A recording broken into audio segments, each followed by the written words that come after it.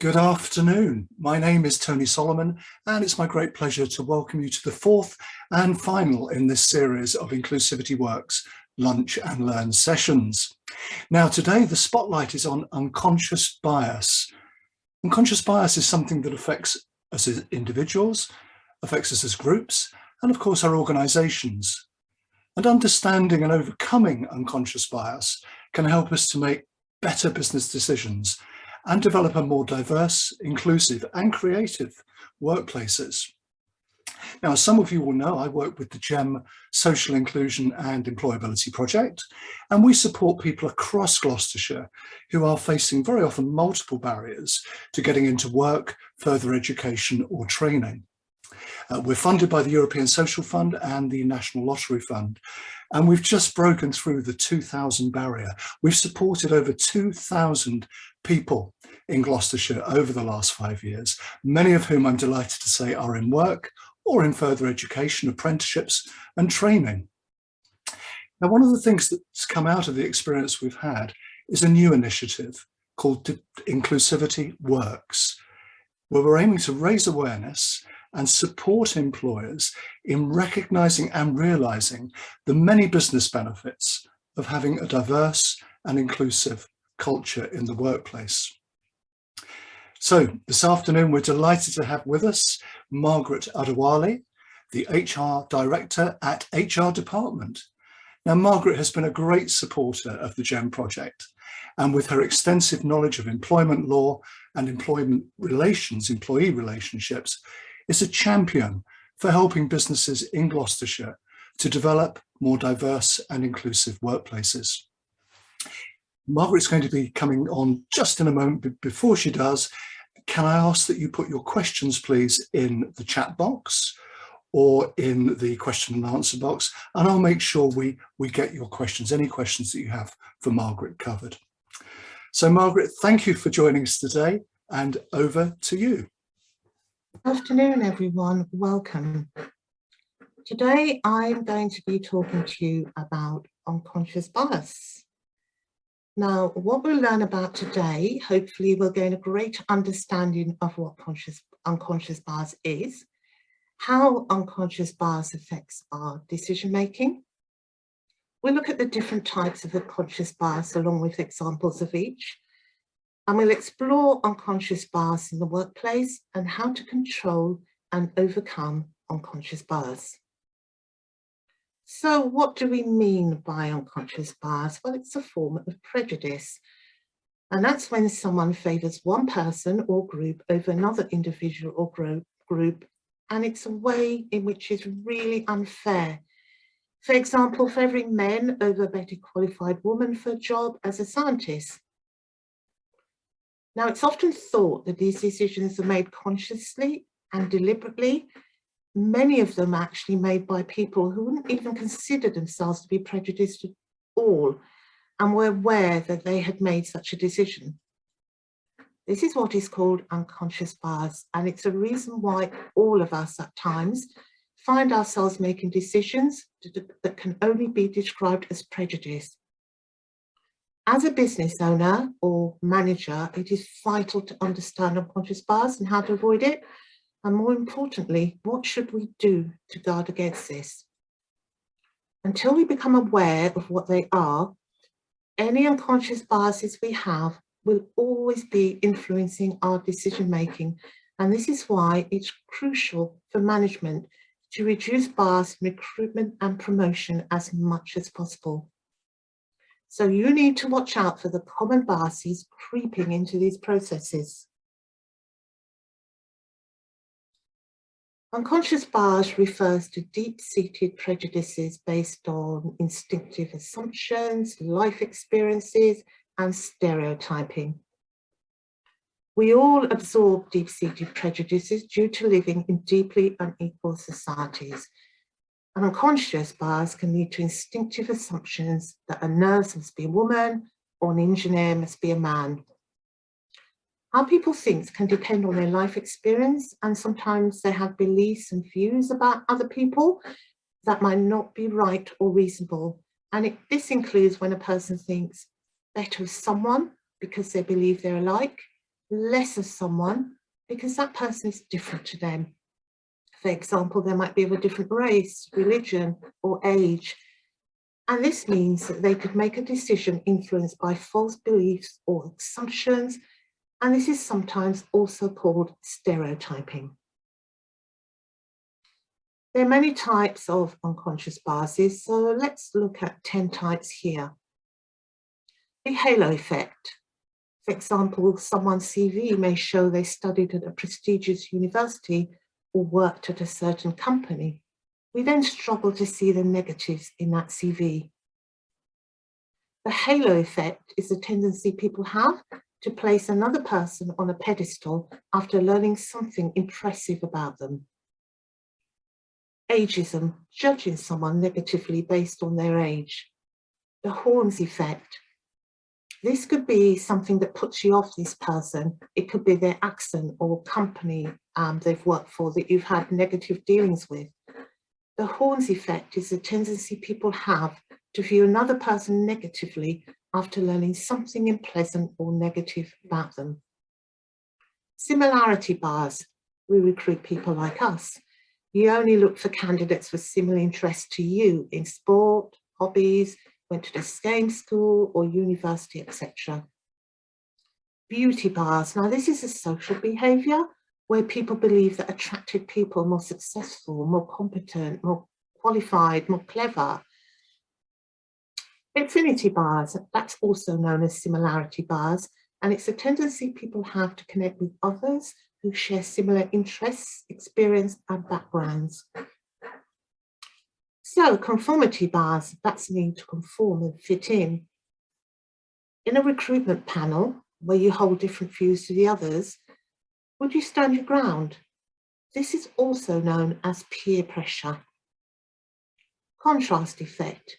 If you are doing a panel interview, for instance, one after the other, be careful to not compare against the other candidates, but against a job specification. For example, an exceptionally good interview with one candidate may make the next one seem terrible. Confirmation bias. It's initial opinion of a candidate, for instance, based on inconsequential attributes like their name, where they're from, where they went to school, and so forth. Now, this opinion can follow you into the interview process and consequently stir questions to confirm your opinion. Stereotypical beliefs. Now, these are deeply submerged in our subconscious, such as our immediate thought when asked to picture a particular person. For instance, like a pilot, we immediately think of males. Now, let's look at some of these biases in the workplace. Ageism. Ageism affects older people more often than younger people, and research has shown that about 58% of workers believe they have been discriminated against because of their age, particularly when they enter their 50s. At that point, it could be more difficult to change careers, find a job, or move up in their careers because employers tend to value younger talent more and more. And that's strange because experience and expertise are critical skills for any successful business. Age discrimination is based on the belief that older employees aren't as competent or capable of performing a job as younger employees. And this idea could be a result of a person's belief that a person's age is related to their work abilities, their knowledge or skill. And this bias tends to favour young, driven employees. While ageism affects everyone, since everyone grows older by the day, there are certain groups that are affected more than others. Women and minority groups are particularly affected as they already face multiple biases against them anyway. So how can we avoid? Well, management can combat ageism by including younger and older employees together in a group to have them interact and form positive relationship. This allows the value of the experience and know-how of the older employees to be observed by the younger employees. Conformity bias. Remember the peer pressure that your teachers warned you about on the playground? Well, conformity bias is the same thing, but in the workplace. Conformity bias is similar to peer pressure in the sense that a group's opinion can affect the opinion or decision-making of another person. This unconscious bias is most common during meetings and other team gatherings. For example, a member of a team can sway the opinion of another person, which can affect the behaviour or actions of the team as a whole. The best way to avoid conformity bias in the workplace is by using various group meeting techniques. For example, companies can use methods such as making opinions anonymous, perhaps through writing, which can reduce or eliminate these unconscious bias in group settings. Weight bias. Now, this is a judgment of another person because they're heavier or lighter than average weight. Weight bias affects people of all backgrounds, both male and female, regardless of the person's work ability. How to avoid? Well, look solely at the person's work ability and fit to the team instead of just their physical appearance. Affinity bias. Affinity bias is based on the idea that people are naturally drawn to like other people or similar to themselves. These similarities can be based on the criteria such as age, race, gender, and more. It's most common during interviews, and this can lead to a less diverse workplace if it has an influence on whether certain candidates are hired or not. So it can be avoided by ensuring that the workplace is a diverse environment, and this means that during the hiring process, companies should aim to hire diverse staff to promote diversity. Confirmation bias. Confirmation bias happens when a person wants to confirm information on or ideas that they made prior to a situation. So this means they're simply looking to feel that they're right, even if that means ignoring the truth or good ideas. Confirmation bias can negatively affect people's decision-making. For example, if you think that your business has been doing well in the past, you may think that the company is ready for success in the future. And this can blind you to the fact that you may need to adjust your business strategies if you want your company to survive and continue to grow. To avoid this, an employee can build awareness of these bias and recognise that they should keep an open mind to new and different ideas. And it helps sometimes to play devil's advocate by offering new ways of thinking.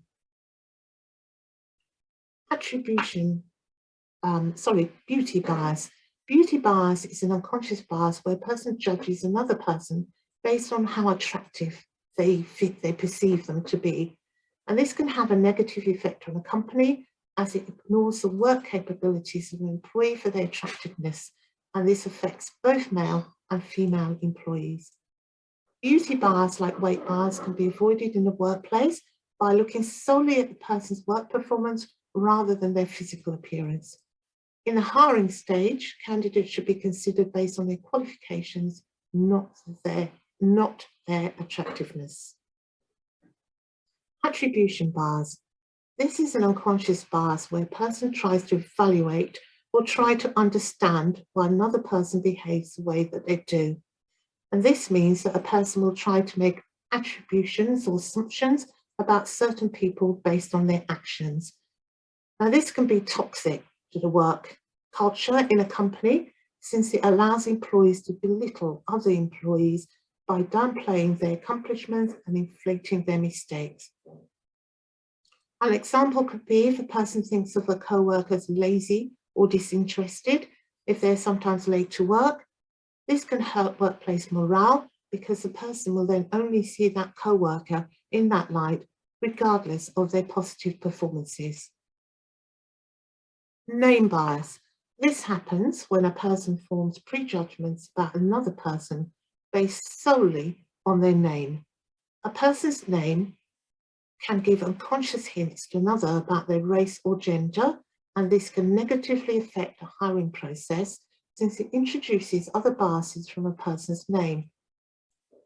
Name bias occurs most during the hiring stage when going through CVs.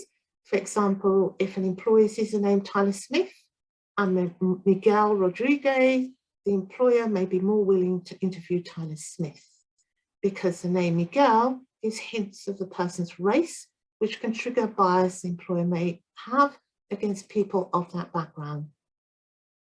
Name biases can be avoided by blocking out the names of applicants when reviewing CVs, and this allows you to focus on if they are the best person for the job based on qualifications and experience. How do you avoid unconscious bias influencing your decisions? It is simple, really. Think of your own biases. Is it really true that all women are, or men are, or all travellers are? You will quickly see that these unfounded assumptions are based upon prejudice and nothing more. And if you act upon them in recruitment, you are discriminating against someone. You want the best person for the job, don't you? And not someone who just looks right. Furthermore, now that you are aware of this, any such prejudice would be conscious bias. And regardless if it is unconscious or conscious, it is illegal. We should all aim for diverse and inclusive business culture. This can only be achieved when issues are nipped in the bud as soon as they occur or as soon as we are made aware. If you are aware that someone has not behaved in an inclusive way, someone has discriminated, someone feels discriminated against, victimized or harassed, deal with it immediately. Factors that lead to bias include visual social identity.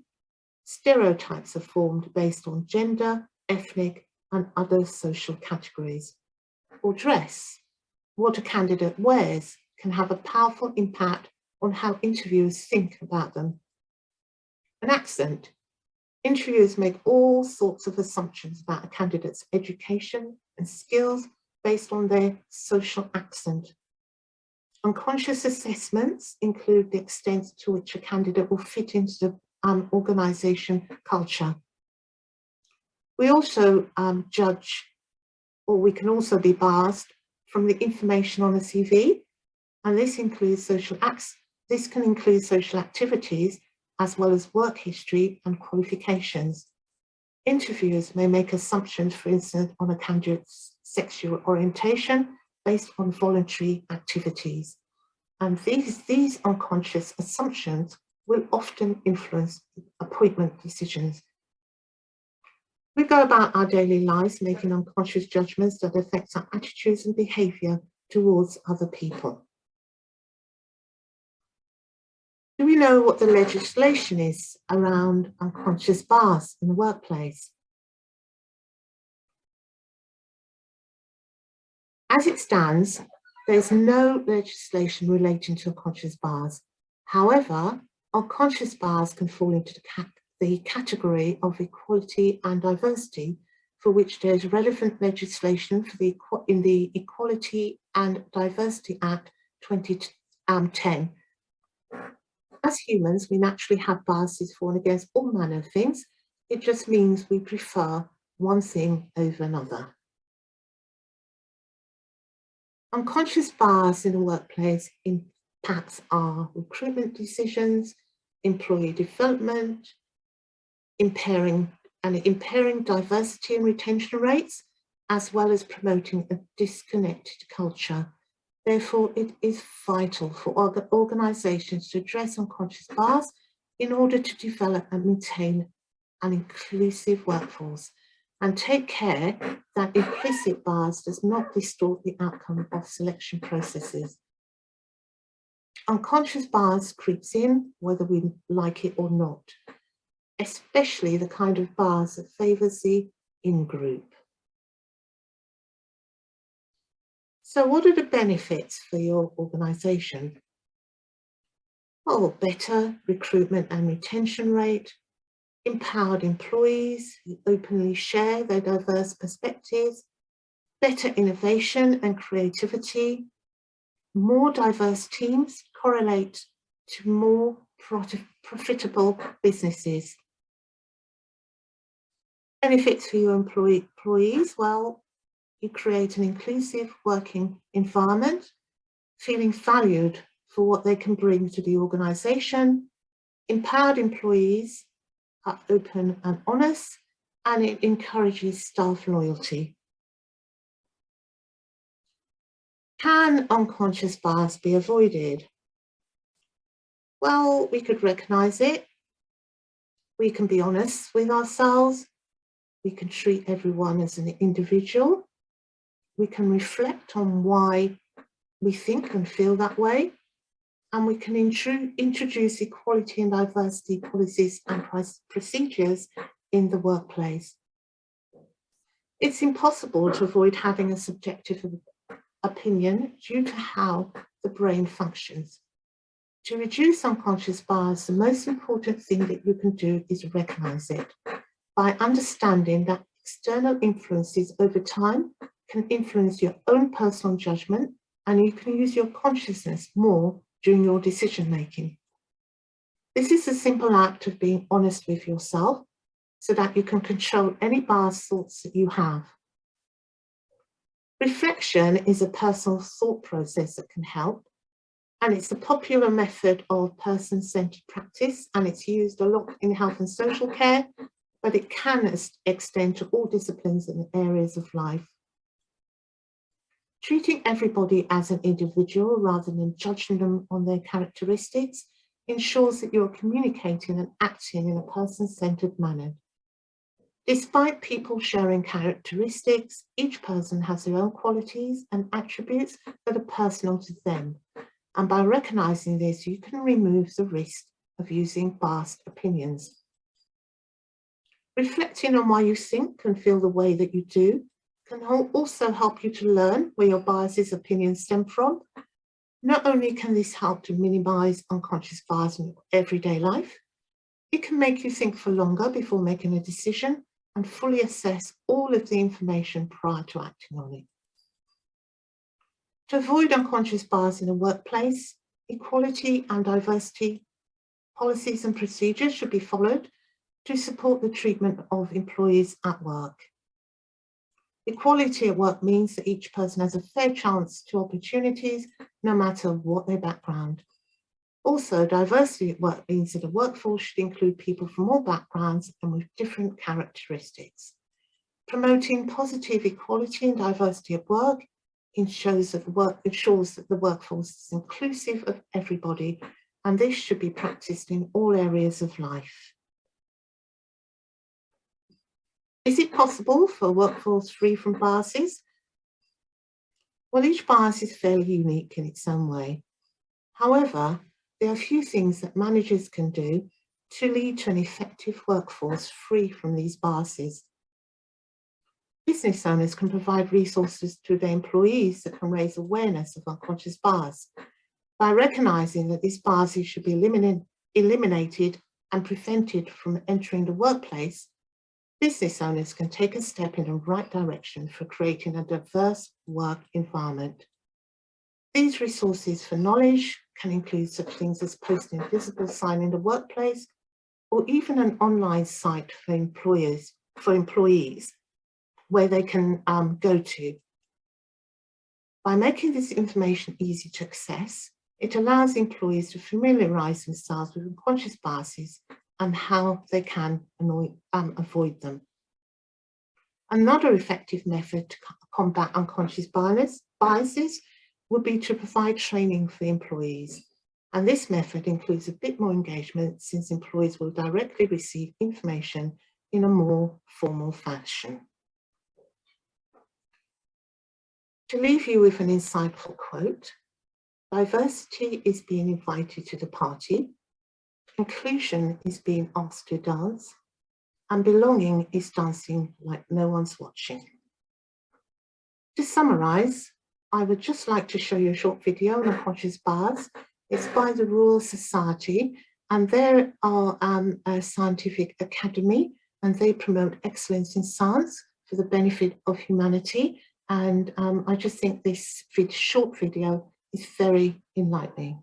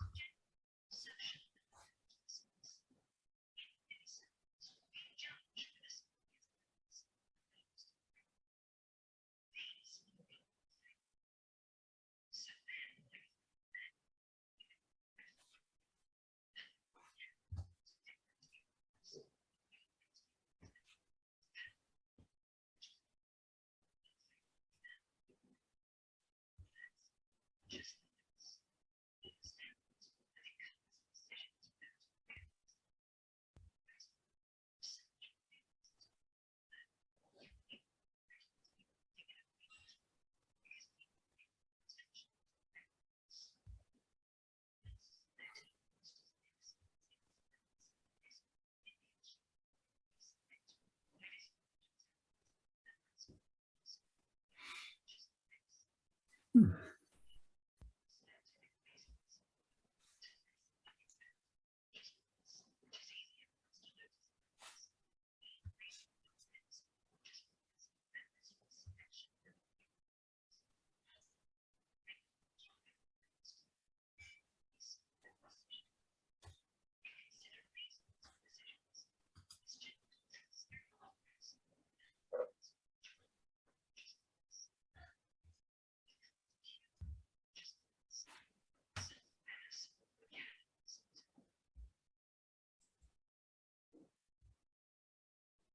Margaret, thank you. I hope you guys were able to follow the subtitles there on that very, very interesting video. Margaret, that was absolutely brilliant. And I have some questions that have come through. First one to tackle, you talk about unconscious bias, you give us a whole range of different biases that people may have. But are competency-based recruitment processes encouraging unconscious bias? Because they're basically saying, you people that are good at answering questions in this format, in this way, have got more chance than those people that may not be comfortable in those tight HR processes that many companies operate. I think what tends to happen with companies is they tend to put everyone through a competency-based interview process. But I think it's better, and employees should be aware that they only use it on the shortlisted candidates. So they've already got the 3 best candidates, and in that sense, using a competency-based interview is absolutely okay. It's only when you introduce it on a large scale, and I agree, you're not necessarily getting the best people. Right, and when we're talking about tackling unconscious bias, you mentioned training, and not just for the leadership, because obviously across the business, everybody has unconscious bias, and we obviously have, or we may well have unconscious biases about our bosses. Yeah.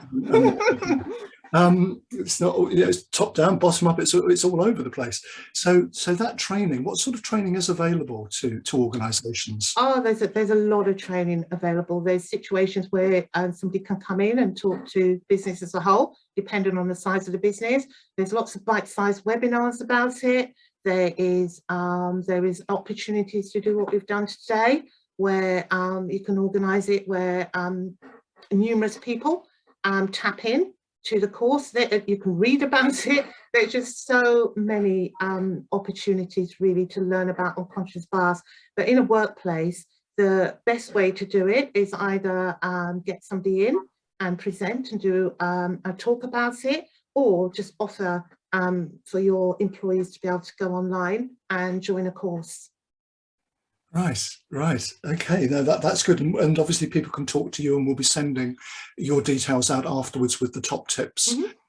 So if anybody wants to find out more about that. And also, and the other thing, sorry, I forgot to mention, was introduce policies as well, and make sure that your employees are aware of it and can access it, and just keep bringing it to their attention. I mean, not in a sense of every day, but just sort of making sure that, I mean, we should be doing this with all policies anyway, just making sure that employees are aware of them, where to access them, and they don't forget about them.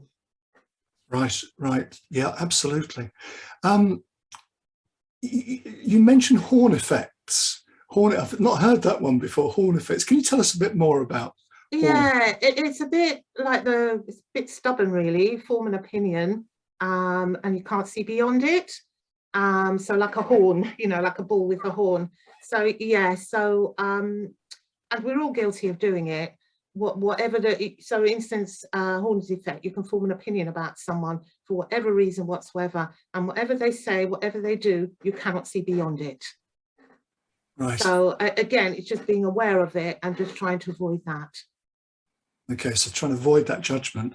And have you got examples of organisations that have actually gone a long way towards overcoming unconscious bias in their processes? The only thing you can do, you can't really, well, you can try to overcome it, and the best way to do it is to educate your staff on it, and just making people aware that it does exist and we can all do it, and think about, reflect more on our policies and procedures and how we think and how we judge people. Now, a lot of the large companies, they've introduced fantastic diversity initiatives. For instance, Google have employed fantastic diversity initiatives. They are 100% focused on an inclusive environment. They train their staff at every opportunity. They make sure their policies include diversity and inclusion initiatives. So these are all the things that even a small business can do. Right, thank you. I've just got something here, if I may, from Karen. It says, I've sat on interview panels and there's been direct conscious bias by those interviewees, and no one has wanted to question or reflect on their unconscious bias and don't feel they need to go on a course. How do you overcome this interview bias when it's how the interview panel is chosen to start with? I think first of all, you need to have, I don't know if you have a recruitment policy, but that is a really good introduction to the selection process and what you should and should not be doing. The other way to avoid it is to have a panel, and it is important, if you do have a panel, that people speak up and have their opinion and don't just be led by perhaps stronger personalities. And the other way to avoid that really is training again, and not just single out a group of people for the training. If you're worried about people be singled out and they'll turn around and say, well, they don't need it, then introduce it to everybody. And that is a good way of just making sure that everybody is introduced to, buy into it, understand it. And that's a good way to start. But because if you single people out, of course, they'll turn around and say they don't need it. So just introduce it to the business as a whole. So for everyone, that makes a great deal of sense. And I can't help thinking, when you mentioned so many different biases, weight bias, age bias, and horns, and lots of others. But on television now, we're seeing things like The Masked Singer. We're seeing things like The Voice. Yeah. You don't get, all what you're employing is a voice.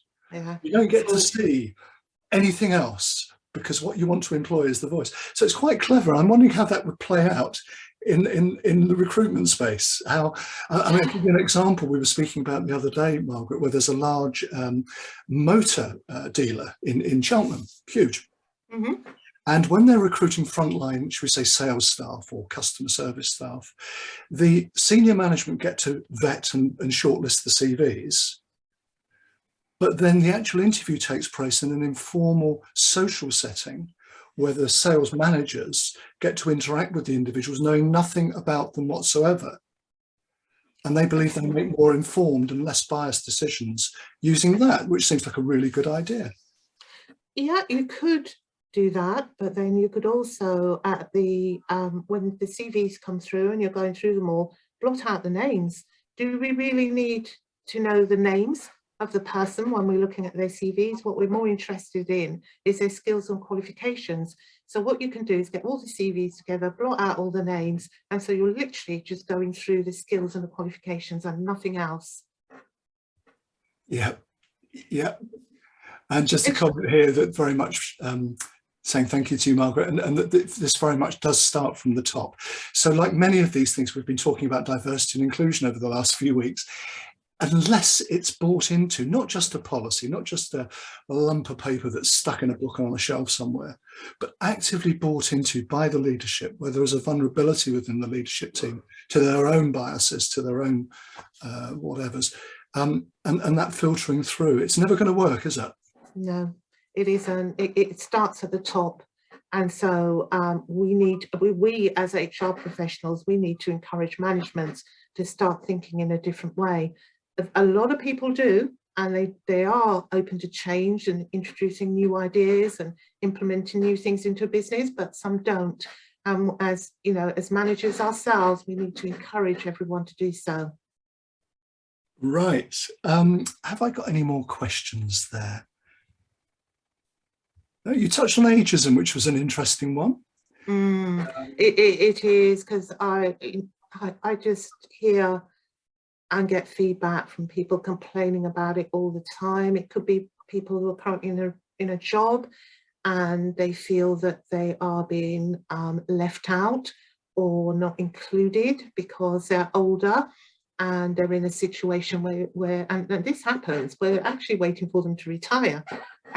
And you know, nobody, yeah, they're there, but they're ignored, they're not offered promotion in the same way as perhaps the younger people are. And yeah, it is a real problem, ageism, in so many different ways. And also we judge people, and it's really strange that if an older person were to go to an interview, we perceive them as being too old, but they've got lots of experience. You know, they've got so much they can bring into a business, but companies will say, no, I don't want them, they're too old. And I don't understand that way of thinking. And so I'm just trying to change that. And it will change because there's lots of skill shortages at the moment. There's, yeah, people can't fill roles. So slowly it's starting to change because we're having to recruit from a wider pool.